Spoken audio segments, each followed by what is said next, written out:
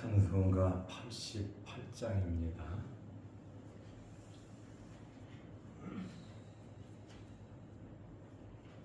찬송가 88장.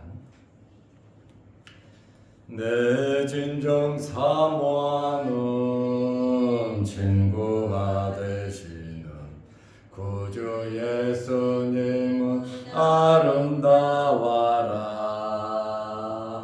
산 밑에 배가 봐요 빛나는 새벽별 주님 영원할 길 아주 없도다. 내 맘이 아플 적에 큰 위로 되시며 나 외로울 때 좋은 친구라. 주는 저 산 밑에 백합 빛나는 새벽별 이 땅 위에 비길 것이 없도다. 내 맘의 모든 염려 이 세상 고락도 주님 항상 같이 하여 주시고 시험을 당할 때에 악마의 개교를 즉시 물리치사 나를 지키네. 온 세상 날 버려도 주 예수 안 버려 끝까지 나를 돌아보시니. 주는 저 산 밑에 백합 빛나는 새벽별 이 땅 위에 비길 것이 없도다. 내 마음을 다하여서 주님을 따르면 길이 나를 사랑하리니. 물물이 두렵지 않고 잠금도 겁없네. 주는 높은 산성 내 방패시라. 내 영혼 먹이시는 그 은혜 누리고 나 친히 주를 뵙기 원하네. 주는 저 산 밑에 백합 빛나는 새벽별 이 땅 위에 비길 것이 없도다.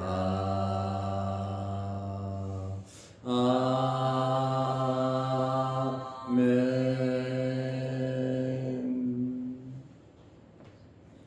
사도신경으로 우리의 신앙을 고백하겠습니다.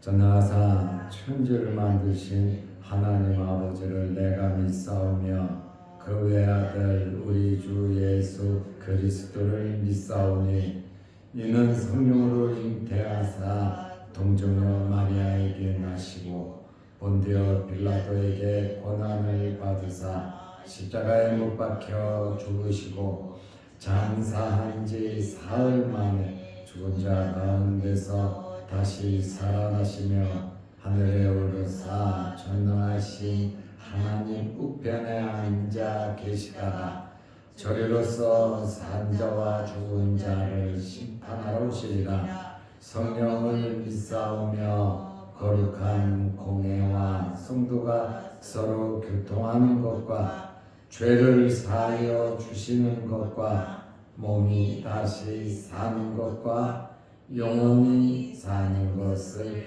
믿사옵나이다. 아멘. 하나님의 말씀 누가복음 22장 69절에서 71절 말씀까지 보겠습니다. 그러나 이제부터는 인자가 하나님의 권능의 우편에 앉아 있으리라 하시니 다 이르되 그러면 네가 하나님의 아들이냐 대답하시되 너희들이 내가 그라고 말하고 있느니라. 그들이 이르되 어찌 더 증거를 요구하려 우리가 친히 그 입에서 들었노라 하더라. 아멘. 71절 말씀까지 보았습니다. 예수님께서 공회로 끌려 가셨습니다. 대제사장 가야바의 집에서 예비 신문을 했습니다. 공회는 낮에만 모일 수 있기 때문에 날이 새자 예수님을 공회로 끌고 갔습니다. 이제 공회에서 신문을 하는데 67절 말씀에 보면 내가 그리스도냐 메시아냐 이렇게 질문을 하자 내가 말할지라도 너희가 믿지 아니할 것이요. 내가 그리스도라고 말을 한다고 해서 너희가 믿겠냐 이렇게 말씀을 하셨고 68절에 내가 사실적인 이야기를 너희에게 물어도 너희가 대답하지 아니할 것이다. 왜요? 궁하니까 예수님의 질문에 대답할 수가 없다는 그러한 이야기입니다.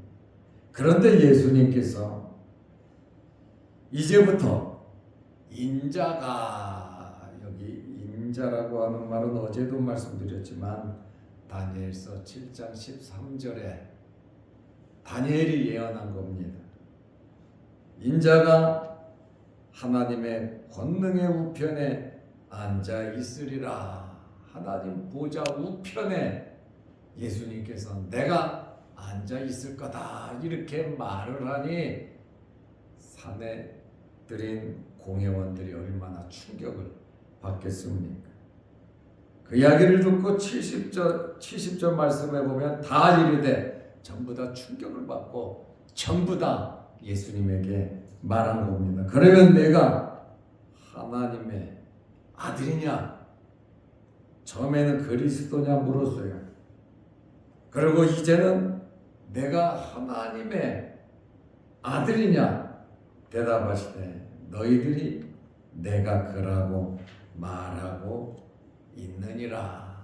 너희들 스스로 내가 그리스도고 내가 하나님의 아들이라고 하는 사실을 니네들이 인정하고 있지 않냐? 예수님께서 당당하게 그들에게 말씀하셨습니다. 간접적인 시인이지만 분명하게 하나님의 우편에 앉을 하나님의 아들임을 예수님께서 증거하셨습니다. 하나님의 아들이라고 하는 이 말에 유대 지도자들, 공회원들 모두 예수님을 신성 모독한 자로 매도하고 말았습니다. 예수님은 진리를 말씀하셨습니다. 예수님은 있는 사실 그대로를 말씀하셨는데 그들이 몰라서 믿지 못한 것입니다. 알지 못한 것입니다. 예수님께서는 공회원들에게 변명하지 않았어요. 그리고 예수님은 공회원들에게 설득하신 것이 아니라 당당하게 예수님 자신의 신성과 예수님의 자기 자신의 위치에 대해서 그들에게 분명히 말씀을 해 주셨습니다. 그래서 70절에 너희가 내가 그리스도라고 말하고 있다 라고 예수님께서 선을 그은 거예요. 니들 자신들도 그렇게 알고 또 두려워서 지금 이렇게 하는 게 아니냐 예수님께서 말씀하셨습니다. 예수님은 메시아이기는 메시아이신데 지상적 정치적인 메시아가 아니라는 말씀입니다. 이스라엘 사람들이 예수님을 환호하고 예수님을 따른 이유는 로마의 압박에서 예수님께서 해방시켜 줄 줄로 안 겁니다.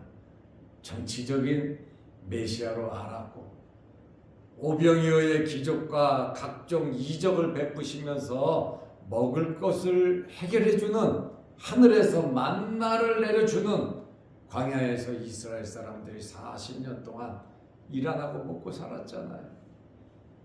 그러니 이스라엘 사람들이 원하는 것은 하늘에서 만나를 내려줄 메시아로 알고 있었기에 극도로 열렬히 환영을 한 겁니다. 그런데 예수님께서 잡혀가니까 또 신문을 받으니까 이 사람들이 어떻게 변합니까? 십자가에 못 박아라. 그를 죽이라고 소리를 칩니다. 이와 같이 예수님을 가까이에서 받고 예수님의 음성을 직접 들었고 또 예수님을 접촉했던 이러한 사람들이 예수님을 제대로 알지 못했습니다. 만약에 지금 예수님께서 우리에게 나타나신다면 우리도 이와 같을 수도 있다는 것을 알아야 합니다. 나는 그렇게 안 할 겁니다. 나는 예수님을 잘 모실 겁니다. 베드로도 그랬거든.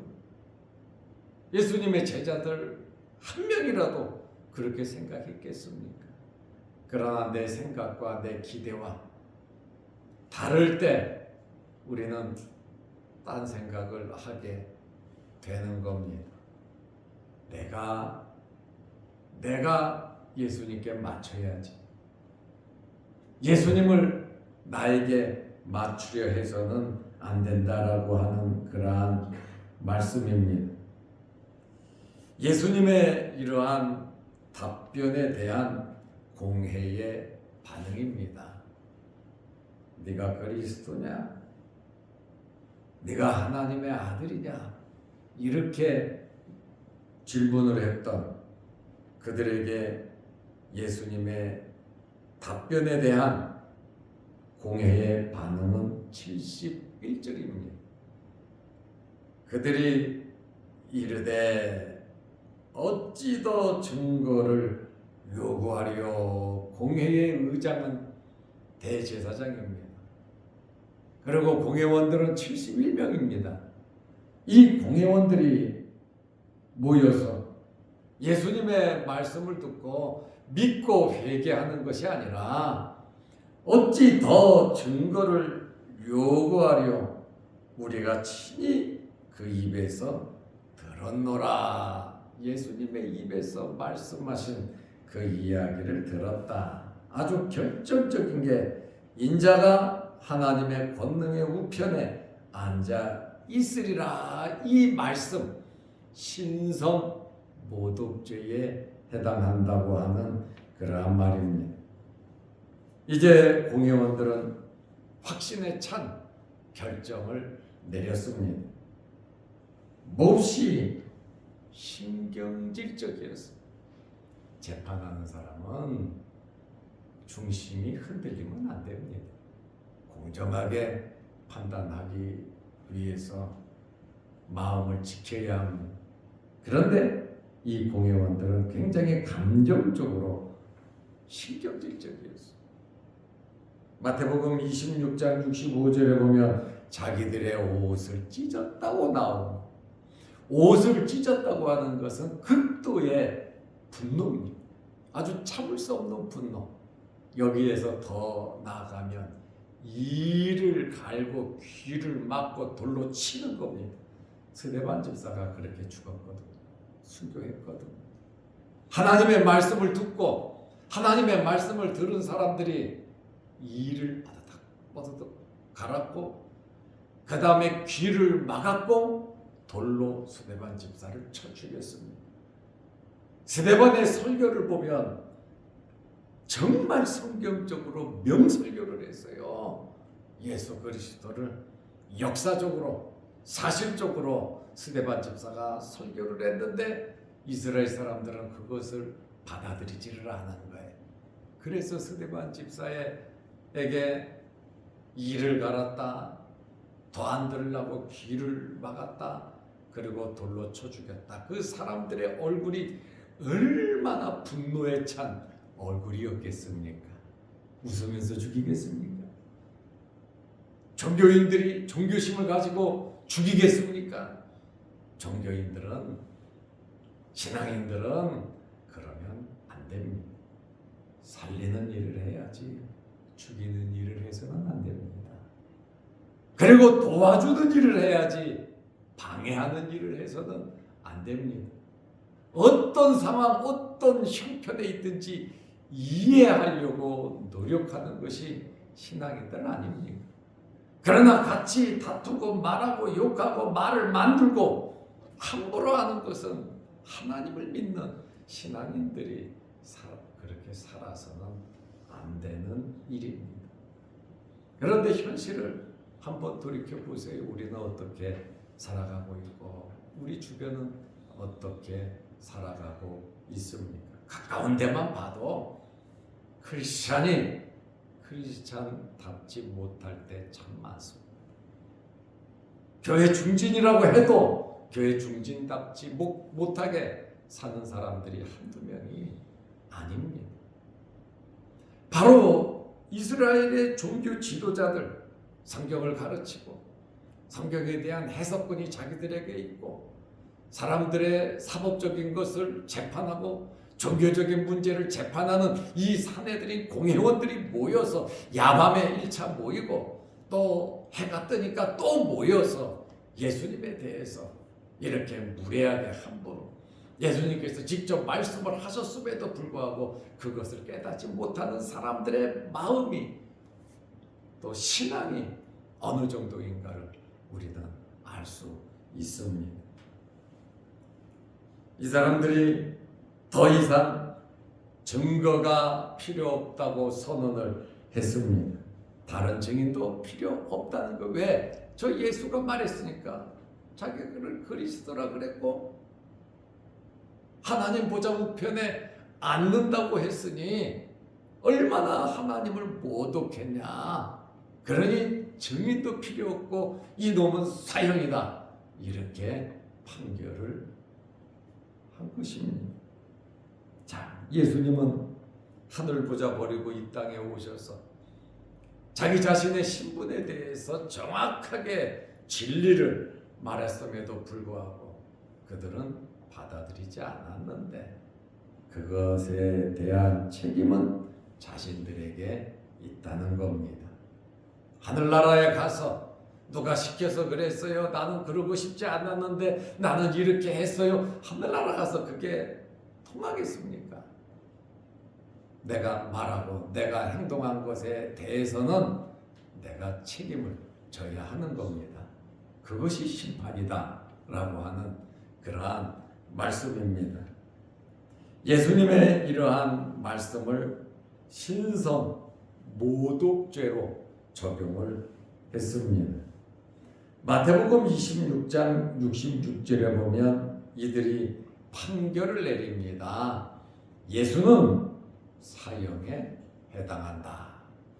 무슨 말입니까? 죽여야 된다는 겁니다. 예수는 죽여야 된다. 죽이기로 결정을 했죠. 이것은 그들의 희망사항이었습니다. 그런데 공회는 사형 언도는 자기들이 종교법으로 내릴 수는 있지만 사람을 직접 사형시키는 것은 로마 총독 한 사람의 권한입니다.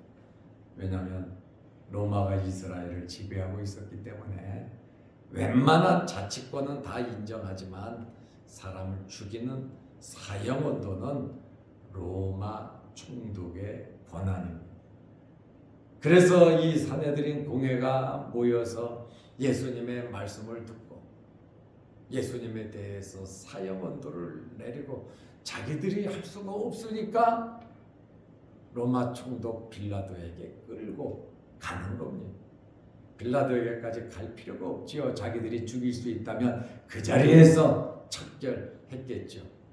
그러나 안타까운 것은 예수님을 직접 가까이에서 만났고 예수님의 숨소리를 들었고 예수님의 그 말씀을 들었음에도 불구하고 회개하지 아니했고 믿지 않은 유대 종교 지도자들의 문제입니다. 이처럼 남들이 겪어보지 못한 놀라운 일을 겪었잖아요. 그런데 예수님을 죽이는데 앞장섰다는 겁니다. 우리를 한번 돌이켜보면 죄와 허물로 죽었던 우리들을 예수 그리스도께서 십자가에 달리셔서 우리의 죄를 깨끗이 씻어주셨습니다. 그래서 우리는 하나님의 아들딸이 되었고 천국 시민이 되었습니다. 이 세상에서 가장 큰 복은 예수 믿고 구원받은 겁니다. 예수 믿고 구원받은 것이 가장 큰 복인데 이것을 잊어버리고 이것을 모르고 살아갈 때가 얼마나 많이 있습니까? 우리는 하나님의 나라를 위해서 살아야 합니다. 그의 나라와 그의 의를 구하며 천국 백성으로서의 삶을 살아야 하는데 이 세상에 속해서 이 세상의 것으로 가득 차서 염려, 걱정, 근심하면서 살아갈 때가 얼마나 많은지 모릅니다. 이 세상 것 때문에 예수 그리스도가 안 보여요. 이 세상 것 때문에 하나님의 말씀이 안 보여요. 이 세상의 일이 너무너무 크기 때문에 저 천국이 안 보인단 말입니다. 종교 지도자들도 그랬고 이스라엘 사람들도 그랬습니다. 예수님을 직접적으로 심지어 3년 동안 함께 먹고 자고 말씀 듣고 기적을 베풀었던 예수님의 제자들도 예수님을 버리고 도망갔잖아요. 오늘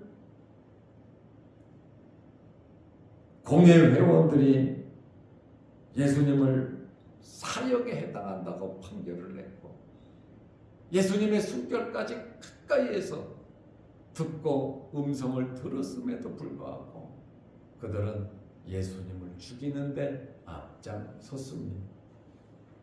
예수님의 피로 구원받은 우리가 하나님의 영광을 가리는 일에 앞장서서는 안 됩니다. 하나님의 나라를 위해서 힘쓰고 애쓰는 그러한 일을 우리는 해야 하는 것입니다. 참과 거짓에 대한 올바른 분별력과 진리와 비진리를 구별하지 못했습니다. 우리는 말씀에 대한 바른 지식을 가져야 합니다. 하나님의 말씀을 바로 알고 바로 믿고 이 말씀대로 우리는 행해야 하는 것입니다. 그러기 위해서는 예수님 말씀하신 대로 유혹에 빠지지 않도록 깨어 있어라. 시험에 들지 않게 기도하라고 겟세마네 동산에서 말씀하셨습니다.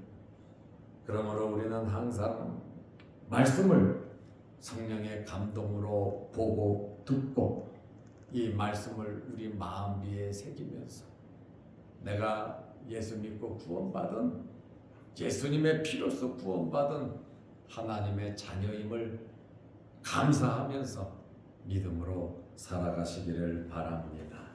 기도하겠습니다. 하나님 아버지, 예수님은 공회에서 또 대제사장의 집에서 자신이 그리스도임을 하나님의 아들임을 사실을 진리를 말씀하셨음에도 불구하고 이들은 정치적인 목적으로 시기와 질투로 예수님을 누구보다도 가까이에서 만났고 또한 예수님의 말씀을 들었음에도 불구하고 회개하지 아니하고 오히려 주님의 말씀에